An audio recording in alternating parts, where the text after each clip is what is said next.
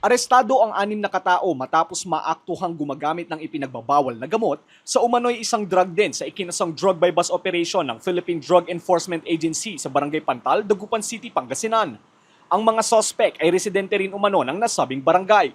Nasabat sa operasyon ang 14 na piraso ng heat-sealed transparent plastic sachet na tumitimbang ng 6.8 grams at nagkakahalaga ng 46,240 pesos. Ayon sa PDEA, kabilang sa mga nahuli ang maintainer at co-maintainer ng drug den na kinilalang si alias Glyza at alias Marvin. Caught in the act din ang iba pang naaresto na gumagamit ng ipinagbabawal na gamot.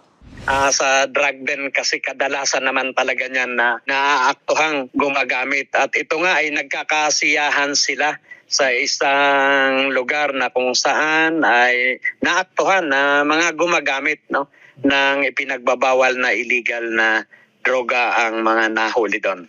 Dagdag pa ng PDEA, dati nang nakulong ang co-maintainer na si alias Marvin sa kasong may kinalaban sa droga at pagnanakaw.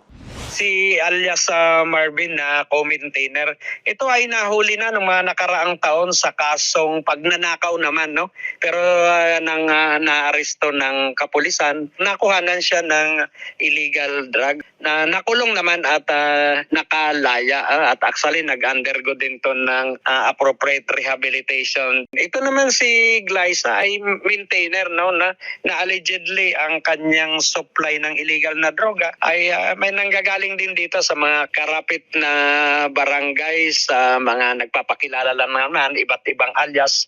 Nasa custody niya ngayon ng Philippine Drug Enforcement Agency ang mga nahuling sospek na wala pang pahayag.